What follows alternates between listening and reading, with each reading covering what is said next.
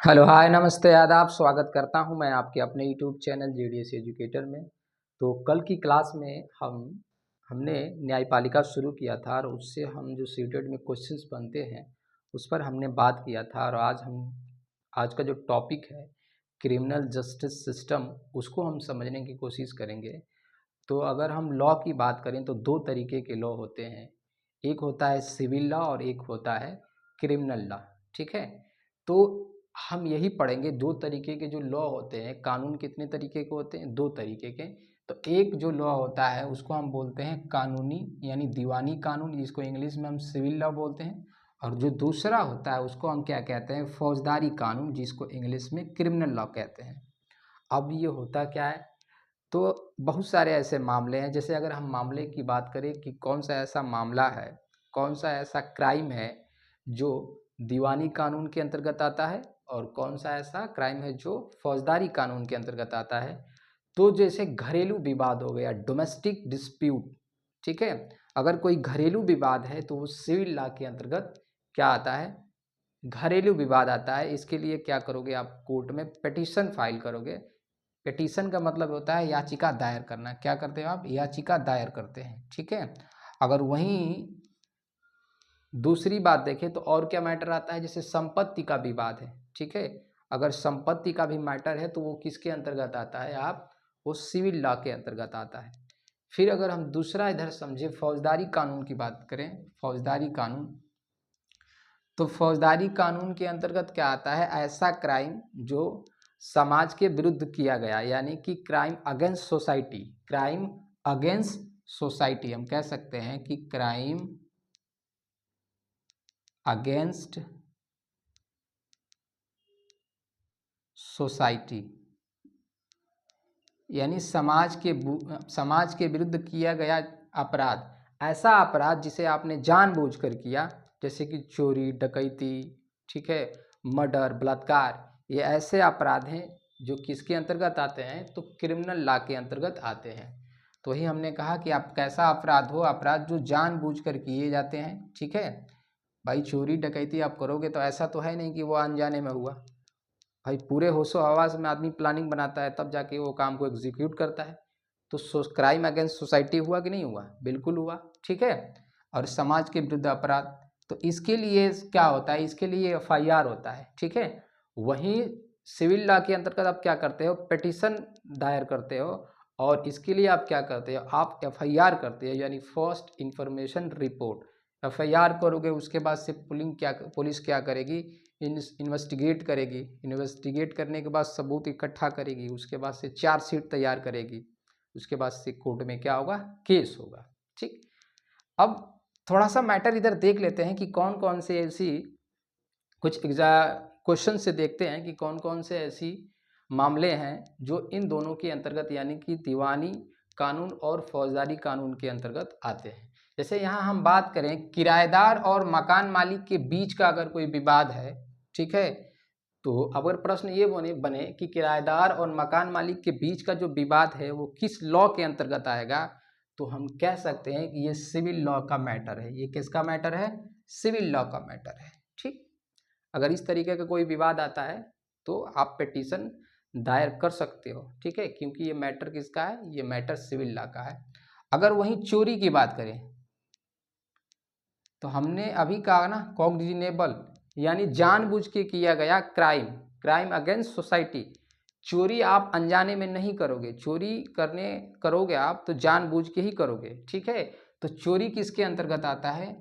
तो चोरी के मामले जो आते हैं वो किसके अंतर्गत आता है? तो क्रिमिनल लॉ के अंतर्गत आता है। एक प्रश्न और यहाँ से बनेगा, ऐसे पूछे अगर कि कॉलेज जाते हुए कुछ लड़कियों को लड़के छेड़ देते हैं। ठीक है, ऐसा मैटर आ रहा है कि लड़कियों के साथ छेड़छाड़ हो रहा है, तो ये जो मैटर है ये किसके अंतर्गत आएगा? तो ये भी मैटर किसके अंतर्गत आएगा? तो ये मैटर आएगा क्रिमिनल लॉ के अगेंस्ट, क्योंकि छेड़ना भी क्या है? जानबूझ के किया गया अपराध है, अनजाने में ये चीज़ नहीं होगा। तो इससे पुलिस क्या करेगी? उन्हें गिरफ्तार कर लेगी। ठीक है, तो ऐसे कानून किसके अंतर्गत आते हैं? तो फौजदारी कानून के अंतर्गत आते हैं। फिर हम बात करें डोमेस्टिक वायलेंस। अगर डोमेस्टिक वायलेंस की बात करें तो डोमेस्टिक वायलेंस एक्ट जो है वो 2005 में आया था। कब आया था? तो 2005 में आया था और 2006 में क्या हुआ, ये लागू हुआ। ठीक है, 2006 में लागू हुआ।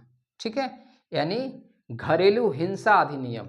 ठीक, अब घरेलू हिंसा अधिनियम का जो मामला है, घरेलू जो हिंसा है, ये भी किसके अंतर्गत आता है? तो सिविल लॉ के अंतर्गत आता है। जैसे पति पत्नी के बीच का मैटर हो गया, ठीक है, तो वो किसके अंतर्गत आएगा? सिविल लॉ के अंतर्गत आएगा। यहाँ हम देखें कि घरेलू हिंसा में सिर्फ शारीरिक नहीं बल्कि मानसिक और वैचारिक हिंसा भी मानी जाती है।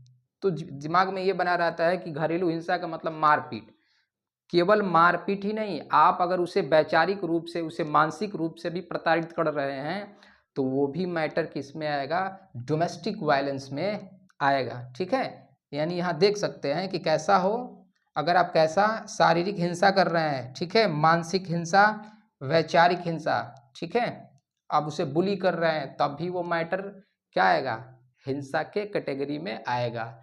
और यहाँ तक कि लिव इन रिलेशनशिप, ठीक है, लिव इन रिलेशनशिप में रहने वाले महिलाएं भी अगर इनके साथ इस तरीके की हिंसा होती है तो वो भी मैटर सिविल लॉ के अंतर्गत आएगा। ठीक है,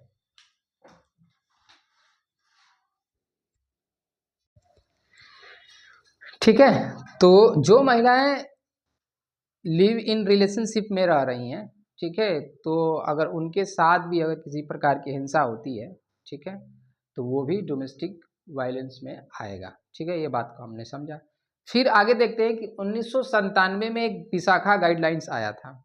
अब इसमें यह कहा गया कि कार्यस्थल पर महिलाओं के साथ अगर किसी भी प्रकार का हैरेसमेंट या उनके साथ कोई प्रताड़ना होता है तो उनके ऊपर भी क्या होगा? क्रिमिनल चार्जेस लगाए जाएंगे।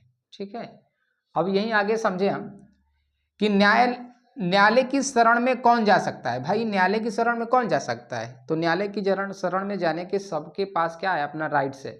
लेकिन कुछ लोग इतने जागरूक नहीं हैं, संसाधनों की कमी है, जिसकी वजह से वो न्यायालय नहीं जा पाते और उनको न्याय नहीं मिल पाता। तो उसके बारे में देखेंगे कि उसके लिए जुडिशरी का क्या काम होता है।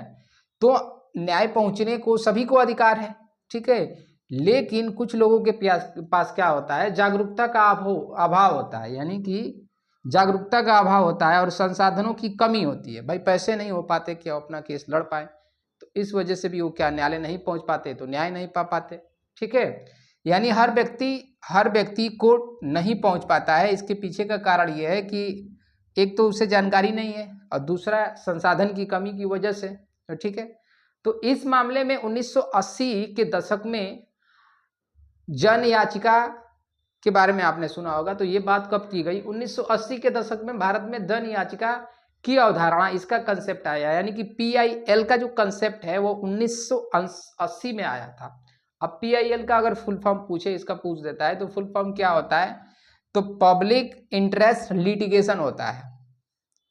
अब जो लोग अपनी बात न्यायालय तक नहीं पहुंचा पा रहे हैं तो PIL कौन डालता है? पहले कोई संस्था डालती है या कोई भी पब्लिक डाल सकता है, अपनी बात रख सकता है। ठीक है, तो इस बात को हमने समझा। हमने देखा कि PIL कोई संस्था या कोई व्यक्ति द्वारा डाली जा सकती है। ठीक, इस बात को हमने समझा। फिर आगे समझते हैं PP, आपने देखा होगा, यानी पब्लिक प्रोसिक्यूटर।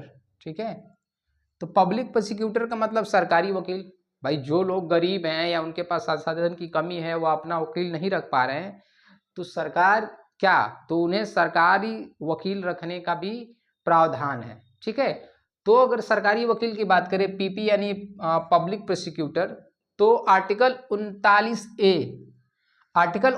ये कहता है कि यदि कोई व्यक्ति अपना वकील नहीं रख सकता तो राज्य का कर्तव्य है कि उसे वकील क्या कराए?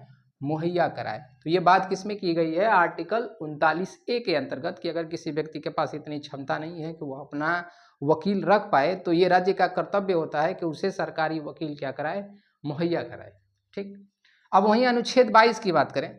अनुच्छेद 22 क्या है? अनुच्छेद 22 यानी बंदी व्यक्तियों का अधिकार। इसे क्या बोलते हैं? बंदी व्यक्तियों का अधिकार कहते हैं। ये क्या होता है कि गिरफ्तार किए गए, अगर इसमें पॉइंट देखें तो गिरफ्तार किए जाने वाले व्यक्ति को 24 घंटे के भीतर मजिस्ट्रेट के सामने पेश किया जाता है। अगर कोई व्यक्ति गिरफ्तार किया गया है, ठीक है, तो ये प्रावधान है कि उसको 24 घंटे के अंदर क्या करना होगा, मजिस्ट्रेट के पास पेश करना होगा। अब इस दौरान, ठीक है, जो गिरफ्तार किए हुए व्यक्ति है उसके साथ किसी भी प्रकार का दुर्व्यवहार नहीं होगा, उसके साथ मारपीट नहीं होगा, क्योंकि अभी उसको गिरफ्तार किया गया है, उस पर चार्जशीट अभी नहीं लगा है, तो अभी सजा का भी कोई बात नहीं है। सजा देने का काम ये न्यायालय का होता है। सजा देने का काम किसका होता है? न्यायालय का होता है, ठीक है। तो उसके साथ उस दौरान किसी भी प्रकार का दुर्व्यवहार न किया जाए, ठीक है।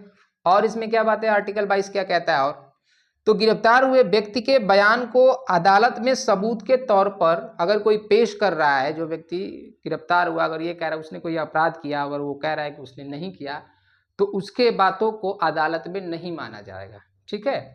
तो सबूत के तौर पर इस्तेमाल नहीं किया जाएगा। फिर आगे समझते हैं नेक्स्ट पॉइंट कि किसी भी व्यक्ति को कह रहा है कि किसी महिला को, ठीक है, किसी महिला को या 15 वर्ष से कम उम्र के बच्चे को सवाल पूछने के लिए पुलिस स्टेशन नहीं बुलाया जाएगा। इसीलिए जाके स्टेटमेंट कहाँ लिया जाता है? घर पे लिया जाता है, अगर महिला की बात आ जाती है इसमें।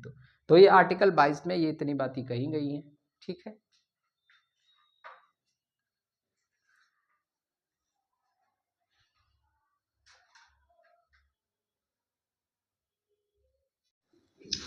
ठीक है, तो एफआईआर की बात करें, फर्स्ट इंफॉर्मेशन रिपोर्ट यानी प्राथमिक सूचना अधिकारी, प्राथमिक सूचना रिपोर्ट की बात करें तो इसमें क्या बातें कही गई हैं कि इसमें अपराध की सूचना और व्यक्ति का नाम क्या होता है? दर्ज होता है, ठीक है। यानी कि अपराध की सूचना और व्यक्ति का नाम दर्ज होता है। क्या होता है एफआईआर में? व्यक्ति का नाम दर्ज होता है, ठीक है। जैसे जो व्यक्ति एफआईआर करा रहा है उसे ये लीगल राइट्स है, ये क्या है? उसे कानूनी अधिकार है कि उसे एफआईआर का कॉपी मिले। क्या मिले? कॉपी मिले, ठीक है।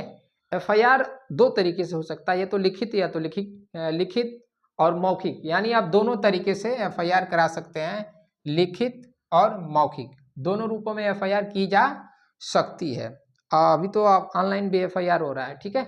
नेक्स्ट अगर बात करें तो एफआईआर करने के बाद पुलिस मामले की जांच करती है। तो आपको पता है कि जब आप एफआईआर करते हो उसके बाद से पुलिस क्या करती है? इन्वेस्टिगेटिंग करती है, जांच करती है और सबूत इकट्ठा करती है, और सबूत इकट्ठा करने के बाद इस आधार पर केस फाइल किया जाता है, चार्जशीट तैयार किया जाता है, ठीक है। और चार्जशीट तैयार करने के बाद केस कोर्ट में क्या होता है? दायर हो जाता है। फिर आगे देखते हैं कि जिस व्यक्ति की गिरफ्तारी की जाती है उसे बचाव के लिए, कह रहा है ना कि जिस व्यक्ति की अगर गिरफ्तारी की जा रही है उस व्यक्ति को अपने बचाव के लिए क्या है? वकील रखने का भी क्या है? उसे राइट्स दिया गया है, ठीक है। अब जैसे मान लीजिए कि वो व्यक्ति अगर वकील रखने में सक्षम नहीं है तो सरकार का ये दायित्व बनता है कि सरकार उसके लिए पब्लिक प्रोसिक्यूटर का प्रबंध कराए। तो सरकार क्या कराती है? उसके लिए सरकारी वकील मुहैया कराती है, ठीक है। यानी अब हम बात करें गिरफ्तारी के संबंध में, एक गाइडलाइंस आया था जिसका नाम था डीके वासु दिशा निर्देश जारी किए गए थे। किसके संबंध में? तो गिरफ्तारी के संबंध में। अब इसमें यह बात कही गई थी कि जो अधिकारी आपको गिरफ्तार करने आ रहा है, ठीक है, उसका बाकायदे क्या होना चाहिए? नेम प्लेट होना चाहिए, ठीक है। उसके बाद से अरेस्ट वारंट होना चाहिए, मेमो होना चाहिए। किस अपराध के थ्रू आपको क्या किया रहा है, मतलब किस मामले के थ्रू आपको गिरफ्तार किया जा रहा है, उस बात को भी उसमें दर्ज होना चाहिए। तो वही चीज़ है कि जिस व्यक्ति को गिरफ्तार किया जा रहा है उसके, जो गिरफ्तार करने आ रहा है उसके पास क्या होना चाहिए? अरेस्ट मेमो होना चाहिए, ठीक है। व्यक्ति का नाम होना चाहिए, आपराधिक धाराएं भी पता होनी चाहिए, ठीक है, कि किस मामले में आपको गिरफ्तार किया जा रहा है। यदि व्यक्ति जिस शहर में, जैसे मान लीजिए कि यदि किसी व्यक्ति को जहां से गिरफ्तार किया जा रहा है, ठीक है, अगर वहाँ उसके माता पिता या उसके रिलेटिव अगर नहीं है तो उसको 8 से 10 घंटे में सूचना देनी है, ठीक है। तो ये सारी बातें कहाँ की गई है? डॉक्टर डीके वासु गाइडलाइंस में की गई है। तो आज के क्लास में इतना ही, फिर पढ़ेंगे अगले क्लास में। नमस्कार।